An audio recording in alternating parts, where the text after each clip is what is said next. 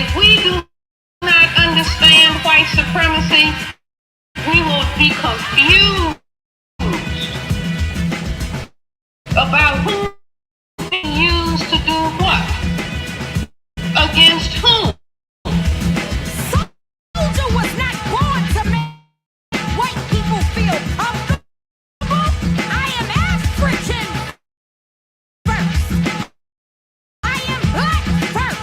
I want what's good for me and my people. Black people, non-white people, begin to look at it like a chessboard and understand that if people who classify themselves as white are playing for white genetic survival, then they cannot do the things that black people expect them to do, like help across the board.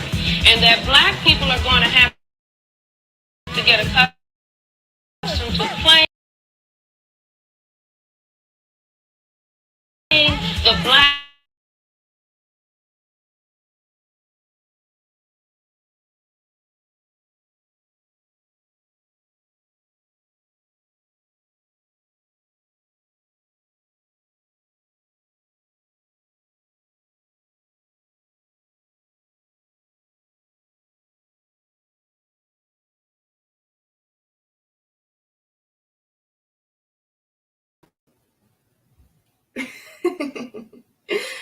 Good morning. Good morning.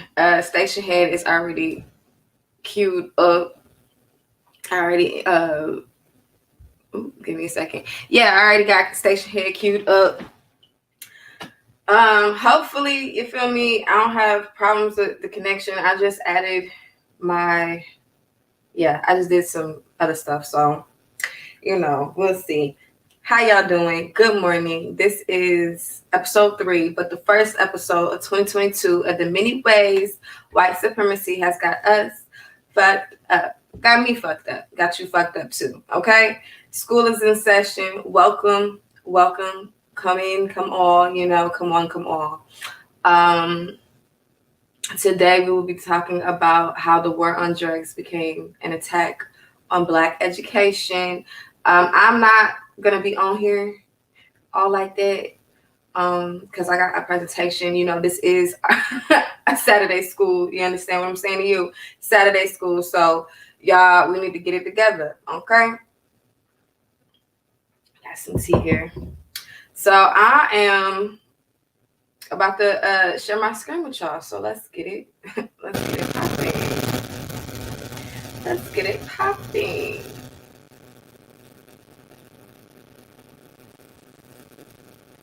All right, so here we are.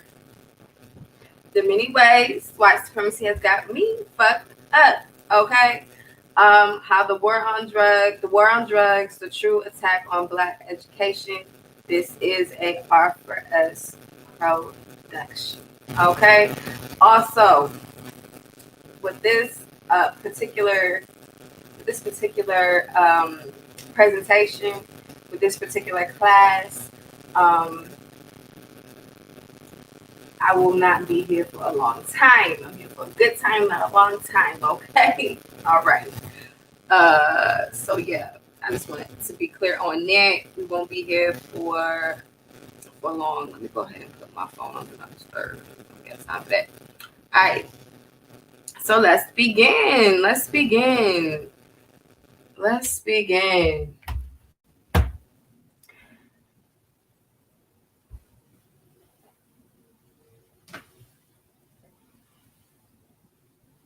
So we're going to start with the era of President Nixon. So you got from the era of President Nixon was from 1969 to 1974. Okay. That's when Nixon was in office. So let's see here. The first slide we have President Nixon in 1969, right? President Richard Nixon labeled drug use as public enemy number 1. Okay? Public enemy number 1. although he declared this public enemy number one, drug use as public enemy number one, it really, but was it, we got to understand that it really wasn't, drugs. And as you see on the next, little animation here, flu rates in 1969, flu rates were much, much more higher. People were dying from the flu more than they were overdosing from drugs. You understand? So you had about almost 4,000 people dying from the flu, each year. And you had about 2,000 people dying from drug overdoses. So that's the first question that we got to unpack, right? Our first question that we have to unpack is, how was drug use public enemy number one when you ain't even have, you ain't have a whole bunch of folks, in the grand scheme of things, in the grand population of things, you did not have a whole bunch of people overdosing from drugs. Okay? This is in the 1969. So, Richard Nixon was quoted in a speech called Practical Matter. He was quoted saying, and give me a second because it's fuzzy on my end, right? He was quoted saying,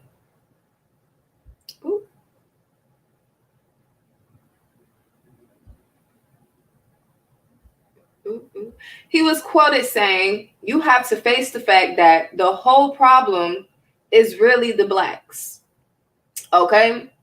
The key is to devise a system that recognizes this while not appealing to. So let me say that again.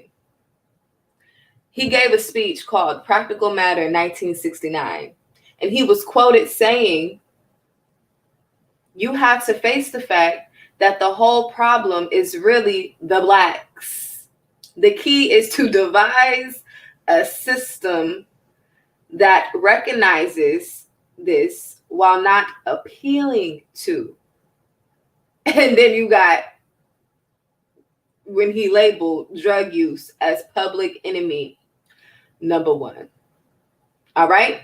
So by 1970, Comprehensive Drug Abuse Prevention and Control Act of 1970. It was pretty much an effort to combat illicit drug use. Okay, so this is the beginning of which you have the war on drugs. Okay, this actually didn't really start in the 80s. It had been started in the 1970s. Okay, this Comprehensive Drug Abuse Prevention and Control Act of 1970 was updated by Reagan's era in the 1980s, and it was also updated by the Clinton era in the 1990s. All right, so we'll get to that a little bit later, but I just wanted to let y'all know this is where it stems from. So it wasn't about yeah, we combating drug use, because like I said before, there was more people dying from the damn flu in 1969 than it was people dying from drugs. Okay, so let's go on to our next slide.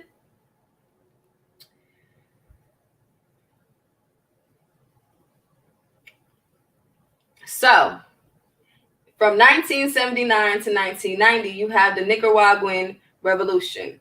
Okay, the Nicaraguan Revolution was between the Contras and the Sandinistas. All right, Sandinistas. The Sandinistas were communists. They practiced communists. They wanted communism to be in Nicaragua. The Contras were against that. They were against communism. They did not agree with having communism in Nicaragua. All right. So, like good old American fashion, we had to go ahead and put ourselves into their business, because as you know, Americans, what we practice, capitalism. We are totally against communism, right? So here we are. And there it is. So to protect the interest, right? To protect capitalistic interest, we had to intervene. Okay? So this is from 1979, as you can see. By 1980, you see Reagan, he gets elected to be president. President Ronald Reagan. This is the beginning of the Reagan era. Okay? To protect capitalistic interests in Nicaragua, we had to come up with some type of help, some type of aid for the Contras to fight against the Sandinistas in Nicaragua. Okay? So let's go to the next slide. By 1980, between the years of 1981 to 1983, the United States funded $19 million to the Contras to help them fight against the Sandinistas. All right? So remember, the Sandinistas are for communism. The Contras are not for communism. The Contras are for capitalism. So the Contras have the United States capitalistic interests, at heart. All right? $19 million between 1981 and 1983 were given to, under the Reagan administration, it was given to the Contras. All right? Now, this is where everything gets a little interesting, right? You got still in the 1980s, we still got Republicans and Democrats, right? So the Democrats noticed that all this money is going to aid in Nicaragua, to aid the Contras. By 1982 to 1984, you have a series of amendments called the Bolin Amendment that prohibited this type of ordeal, going on, right? So the Democrats passed the Bolin Amendment. And like I said, the Bolin Amendment prohibited the federal government from military support for the purpose of overthrowing the government of Nicaragua. So the Sandinistas, they had already, had took over Nicaragua and making it into a communist country. Okay. The Contras are fighting against that. So the Contras was really trying to overthrow the government, and we were aiding in that. So by 1984, you have Democrats saying, no, we need to mind our business, right? We need to mind our business. We don't need to be aiding the Contras in this shenanigans. We do not want to aid a country to overthrow their government. Leave it alone. That became tricky, okay? Because we still wanted Nicaragua to be capitalistic. That serves us, that serves America. And this is,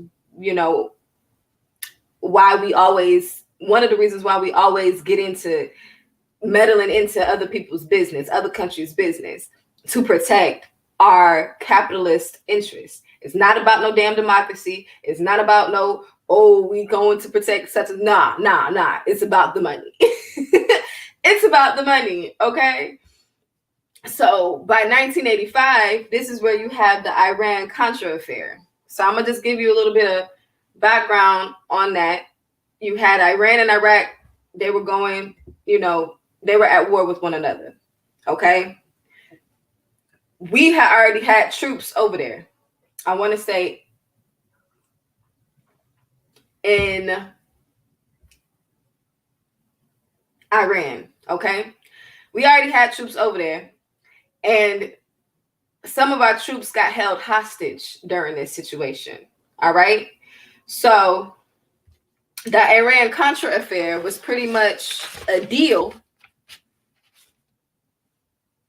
which was done in secret, to say, hey, if we give missiles to Iran in exchange for releasing these hostages, it was 7 hostages that was over there, held hostage, and I want to say by terrorists in Lebanon. Okay, so they're like, hey, if you go ahead and give us some military equipment, some missiles, some arms and stuff, we'll go ahead and get these people, save these people from being hostage held in Lebanon. Okay, so we're like, all right, we can do that because we want our American people to come back, right? But it also, in addition to that, it also the funding from these missiles that we were giving them was aiding into the Contra and Sandinistas conflict over in Nicaragua. All right. So we gave these people the missiles. They would pay us money, and then they will also send us our troops, the 7 troops that was over there held in hostage in Lebanon. Okay. The money that was given to us from Iran was about, over the series, I want to say between 1985 to about 86, 87. That money, it was $30 million. That money was sent over to the Contras in Nicaragua. That's why it was such a big deal, because we already instituted the Boland Agreement. I mean, the Boland Amendment. The Boland Amendment had already told y'all. The Boland Amendment had already set the tone to say, hey, we are no longer going to be aiding in this Sandinistas versus Contras conflict. Okay? No aid is going to be given. That's not our place to be doing these things. But to get around that, the Reagan administration decided to, go backdoor and say, all right, cool, we'll give you some missiles in exchange for some money and our hostages. The money that we received from Iran went to aid the Contras. Okay. So you got about $50 million already going to the Contras. That still was not enough. Okay. That money was still not enough. So we had to come up with a plan, not we, but the American government had to come up with a plan to get more money. Okay. How did they do that? Over in Nicaragua, in this time, the Contras were already dealing drugs in Nicaragua. Okay. They were already dealing drugs to get money to support their military and to overthrow the Sandinista government. They were already doing that in Nicaragua. They were already selling drugs in their own community over there. Okay? So this is where it also gets a little bit more interesting, right? The US decided to say, hey, we can no longer because they got caught with the Iran-Contra affair. The Reagan administration got caught doing this shit. So, once again, the Democrats put a stop to it and said, hey, you can't do this. So we were like, okay, no, the American government was like, all right, the Boland Amendment is already in place. We can no longer aid you.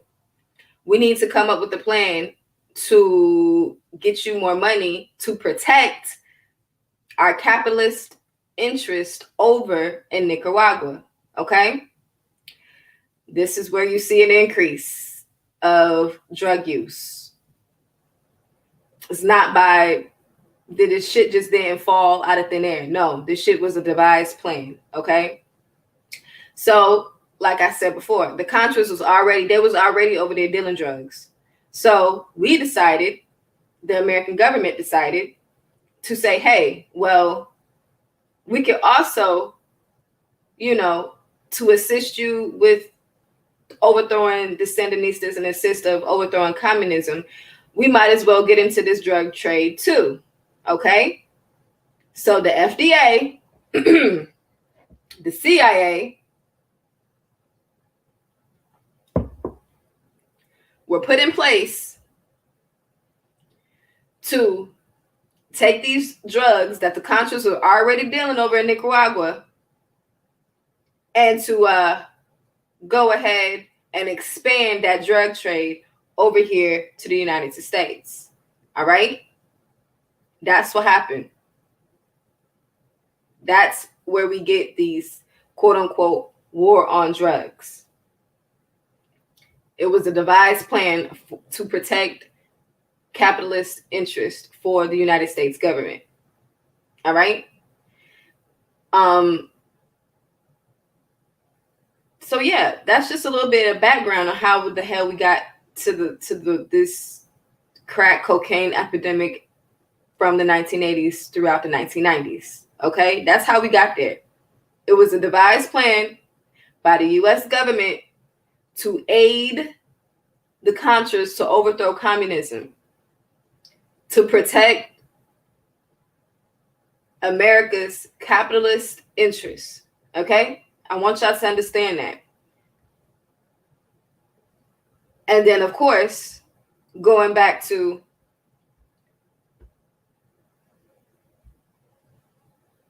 the Nixon era,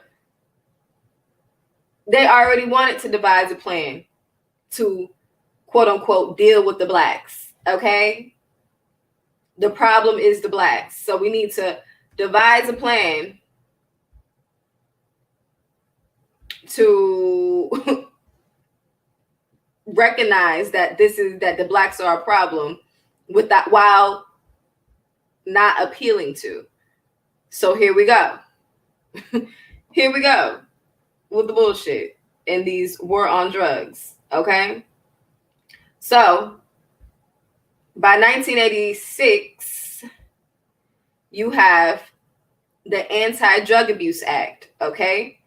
Remember, 1970, you already had the Comprehensive Drug Abuse Prevention and Control Act. By 1986, that act was amended to include the Anti-Drug Abuse Act, which pretty much declared that schools will be drug-free communities. Okay? Drug-Free Schools and Communities Act. During this climate, we also have to realize that it was the social aspect, right? The social aspect of the climate here in America during the 80s. I think the best way that for Black people, I think the best way as it's portrayed is if you go watch the movie NWA. That's the best way that I could that there is the best way that I have seen so far that has depicted what life was like during the crack cocaine epidemic. Okay. You can also watch a whole bunch of documentaries. You can also watch Narcos. That's also good representation too. Drugs flooding in communities left and right. And what communities they was coming into? Black communities. This shit was not just, we woke up one day and we was in this shit. No, this was a constructed plan by the U.S. government, starting back in the Nixon era. Okay? It just so happened the opportunity arose in the Reagan era because the Democrats wasn't with that shit. The Democrats was like, yeah, when they instituted the Bolin Amendment to prevent us from meddling in other people's business, Reagan devised a plan to go around that, got caught, and now it's okay, well, I'm going to devise another plan where we're going to just aid the Contras and this drug trade. And you already got Nixon. It was already, you know what I'm saying? It was already, Nixon was the catalyst for this shit. So you already have Nixon who was like, yes, the problem is the blacks. Cool. It's a no-brainer for Reagan to infiltrate crack cocaine into Black communities. Look at where the crack cocaine epidemic hit hard. Places that have access to port access, Places like Miami, places like Boston, New York, LA, big cities with access to ports, port cities, Baltimore.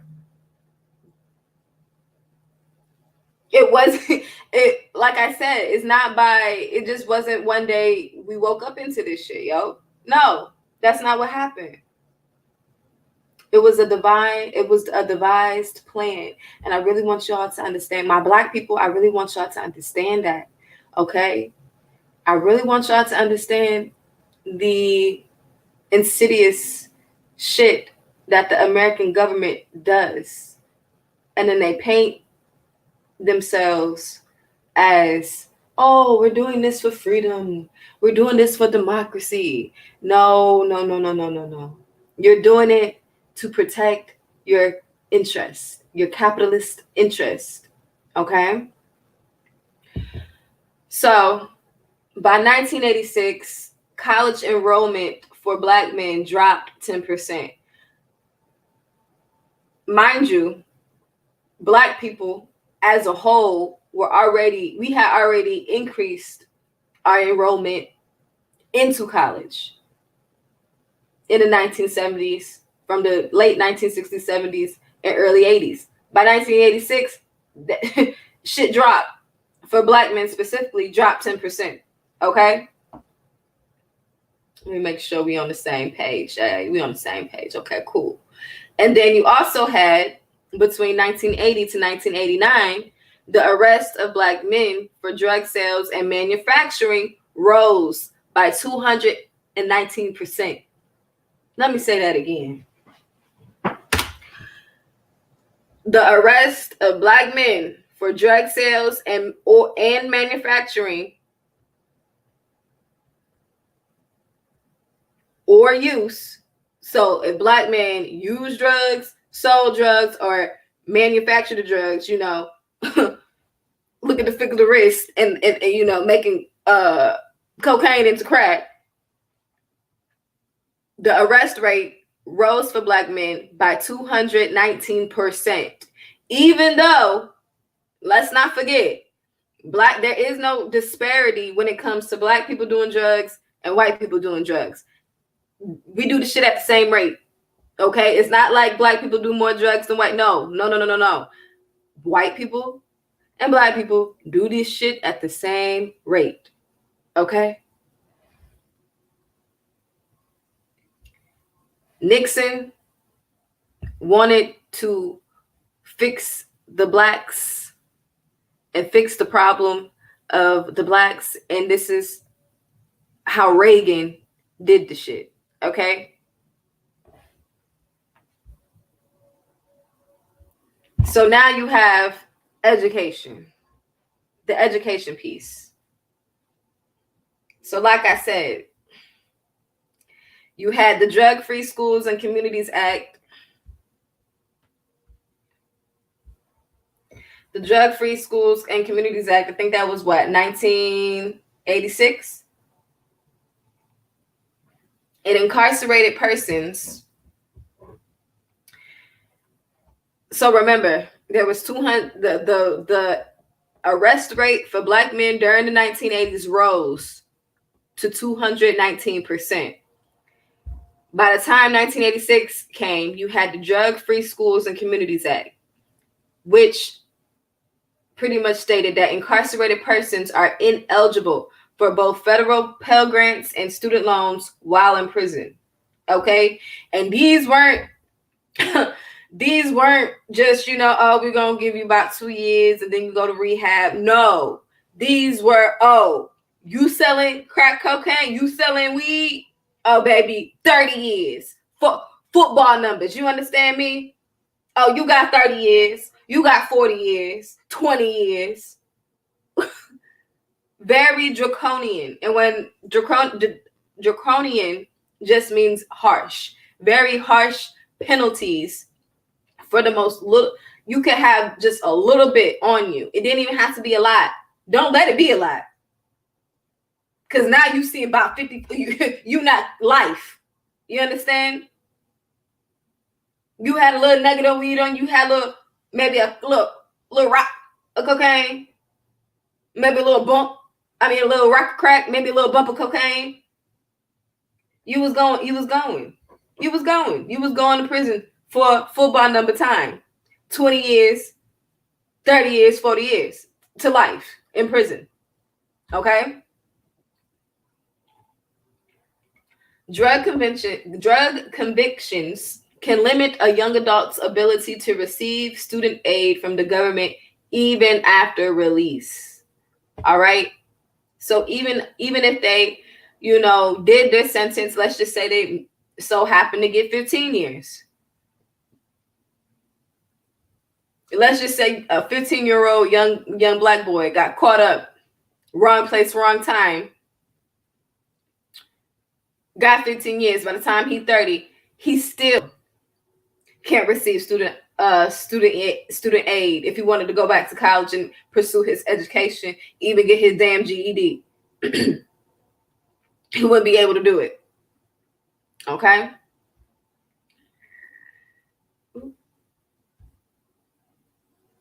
Involvement with the criminal justice system may have a dampening effect on the educational aspirations of youth. Like I said, I just used an example of a 15-year-old going to prison, 18-year-old going to prison. They're not even, their psyche, their mind is not even developed. And they're being put into prison with grown ass men. Seeing I can't even imagine the shit they were seeing. You know what I'm saying? So, yeah, they get out. They ain't worrying about no damn school. Most of the time, they probably done learned how to become an even better criminal in that shit, in the prison system. These prisons do not, we all know that these prisons will not rehabilitate people. You go in a criminal, you come out even a better criminal. We know this.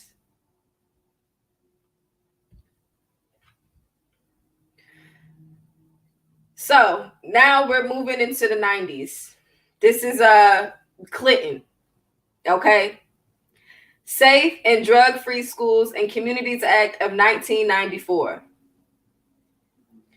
Scrutinized student behavior, incentivized over disciplining students and over reporting behavior infractions to demonstrate a need for additional funds. Okay? Public schools get paid.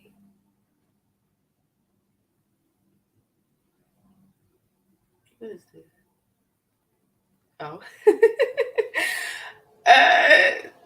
I'm seeing the comments. Anyway, public schools get paid based off of how many students they have coming into the school.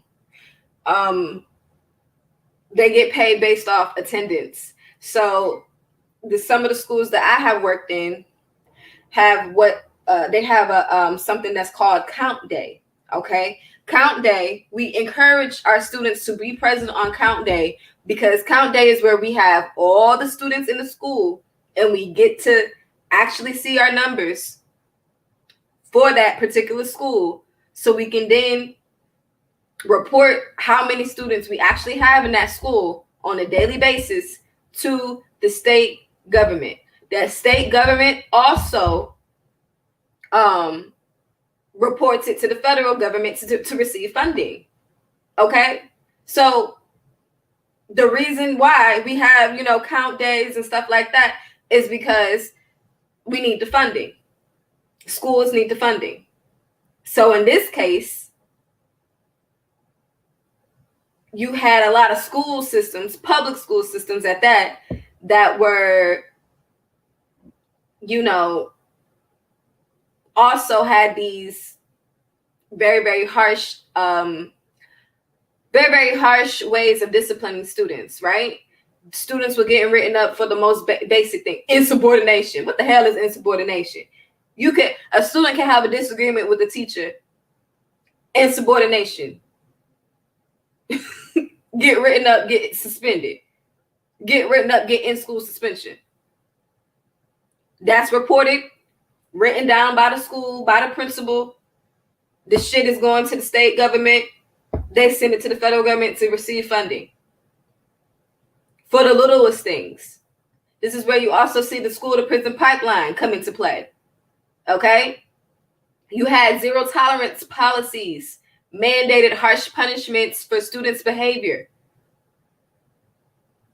The behavioral infractions without consideration for the circumstances surrounding them. Let's just say the student got a very, this is where we, nowadays in public schools, we try to take care of the child holistically, considering all that's going on with their home life, et cetera, et cetera. Back in this time, you had zero tolerance policies. It ain't matter if your mama was on crack. It ain't matter if your daddy was beating your mama upside the head. You wanted to act out in school? Cool. We got you. We got you. You in trouble. It didn't matter. All right. Let's see. My next point.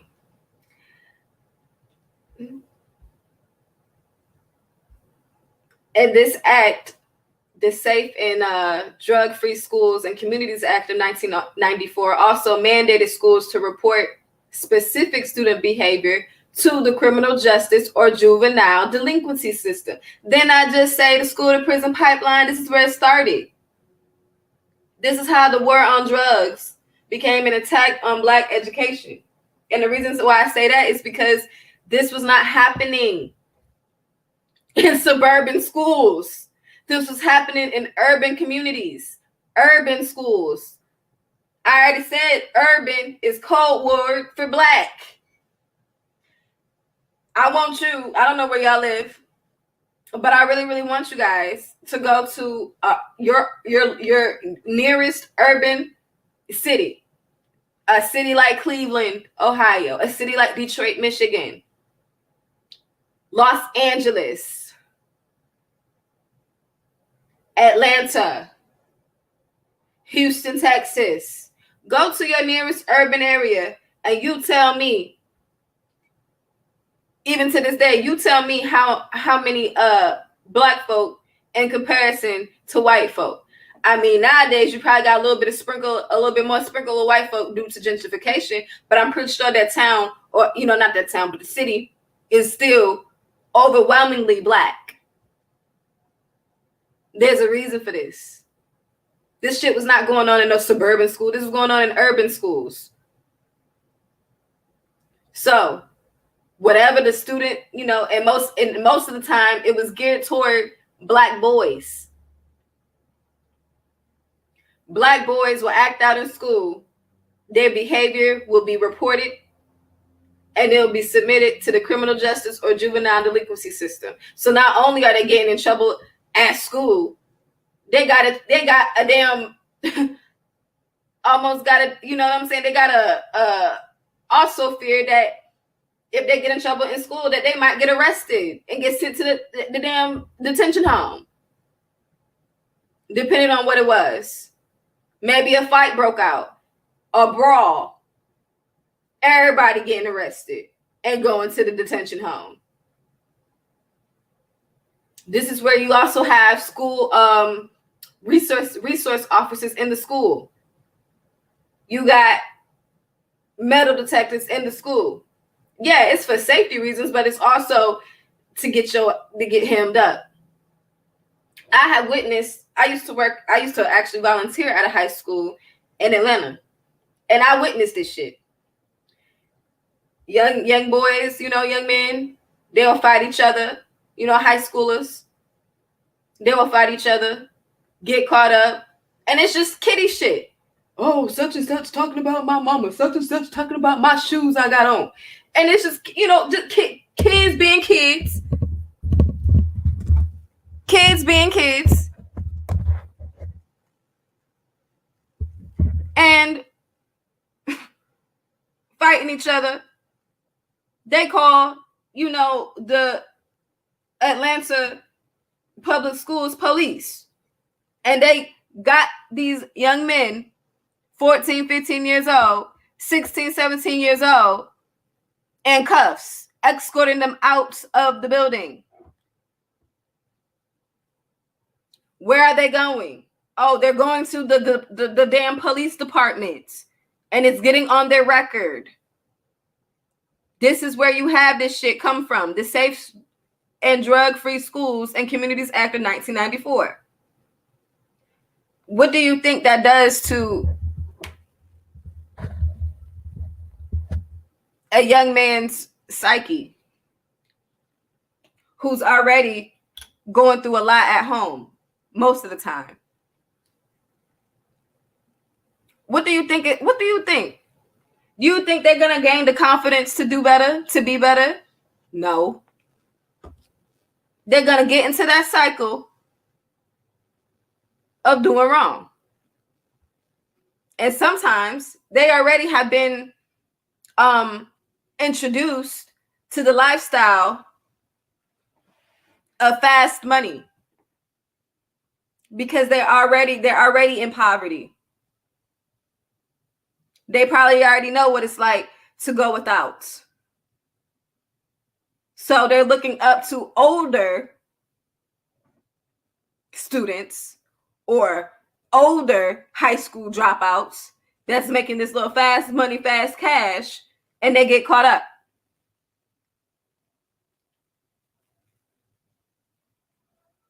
So let's do a little recap. Nixon, let me go back. Nixon, I'm trying to get my slides together, guys.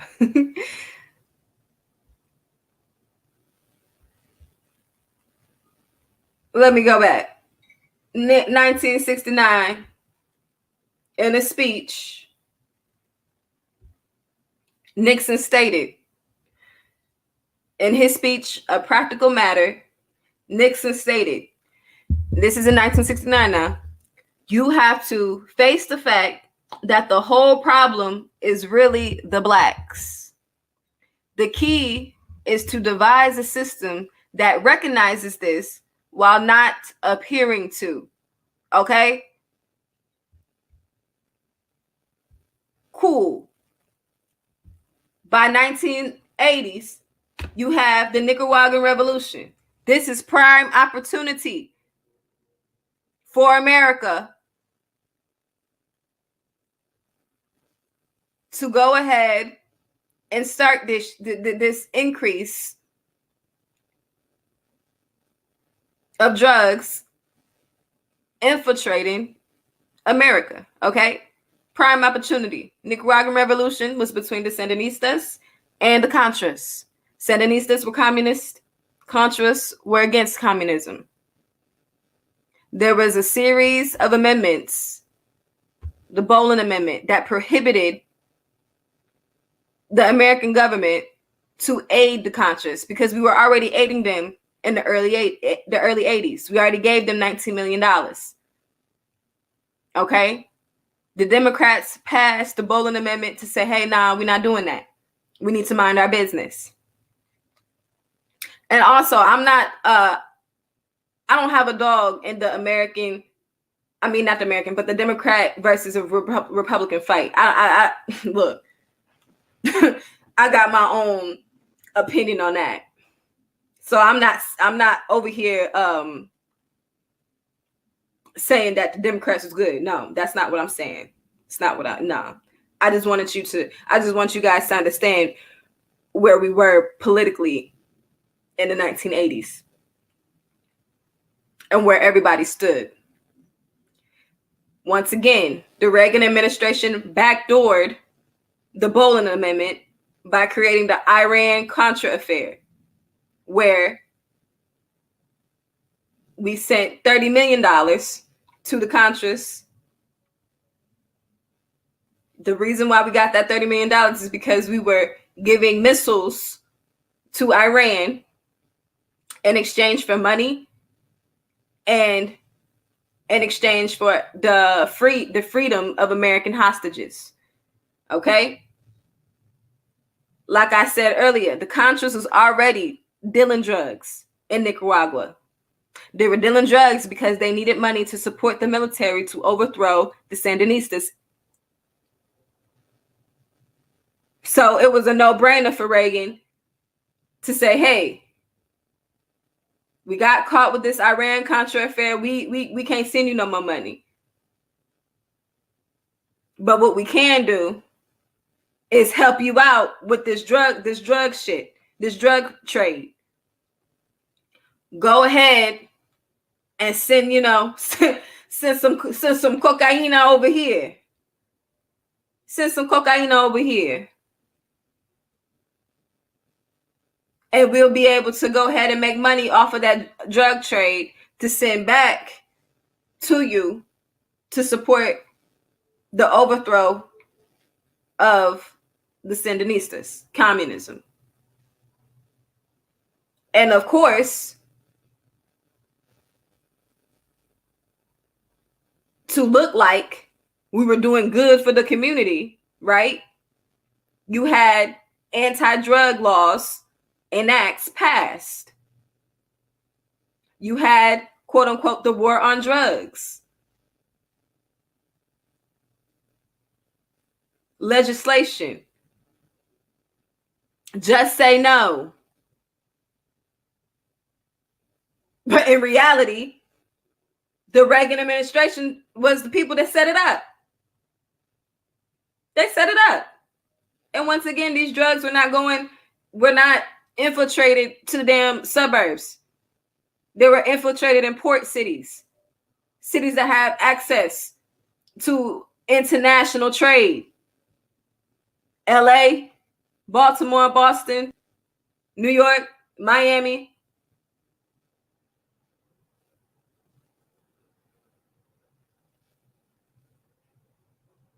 And now you have the destruction, furthermore destruction in the school system.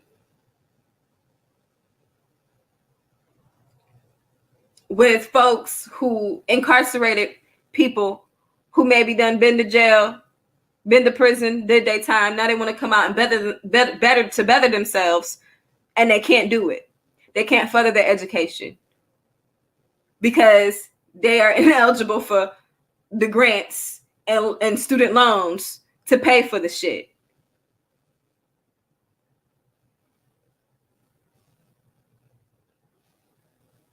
And we already know who faced the brunt of that. The arrest for Black men from 1980 to 1989 increased, y'all, by 219%. Not 100, 219%.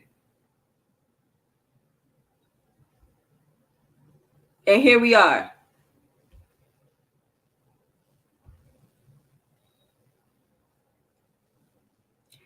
The school to prison pipeline started in the 90s and it continues, because I just gave you examples of how we still have school resource officers in high schools and middle schools, regular police officers in these schools, keeping track of who's doing what.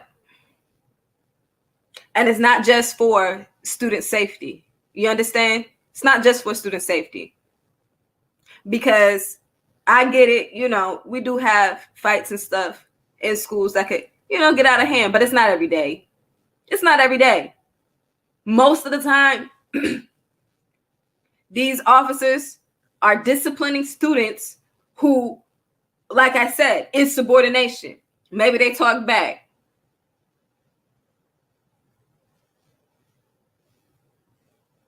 Maybe they have an actual disagreement with the teacher. And now they're getting written up and getting transported to a you know what I'm saying? The youth detention home or the damn police station. and getting it on their record.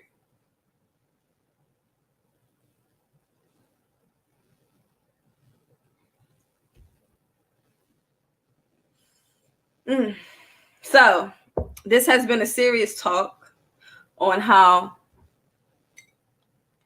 the United States government devised a plan that prohibited people, not just a plan when it comes to the infiltration of drugs in Black communities, but a plan to put a damper on Black education, put a damper on people, Black people specifically, being able to access higher education. We know that if you're college educated, you're going to make more money. Your salary is going to be more than if you just have a high school diploma. We know this. Look at the statistics. I want to give a special shout out to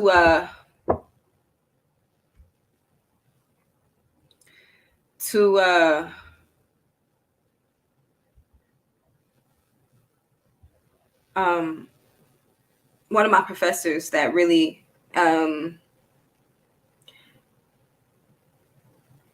helped me with this presentation, Dr. Richard Benson at Spelman College.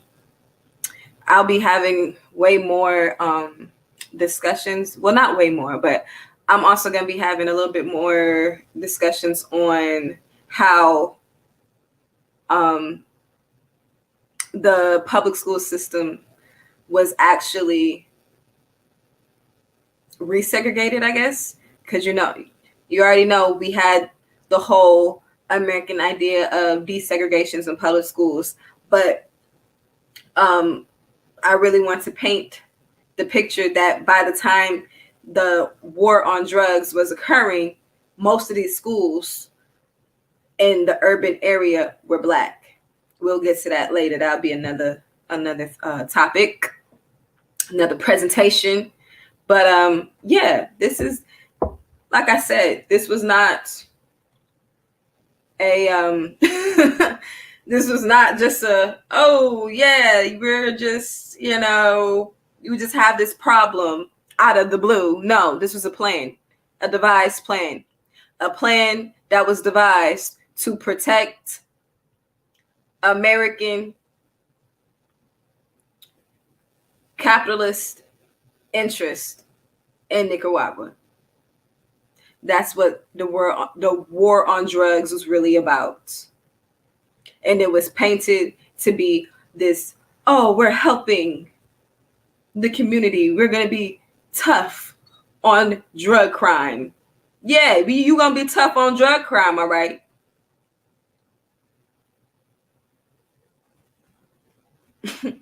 You tough on drug crime, all right? So, yeah, I hope you guys enjoyed the presentation. Go ahead and leave your comments, your thoughts. I want to get to know shit. If I left anything out, check me on that too. I hope you guys enjoyed. Like this video, subscribe to the channel, and I think that's it. Thank you all. I appreciate you.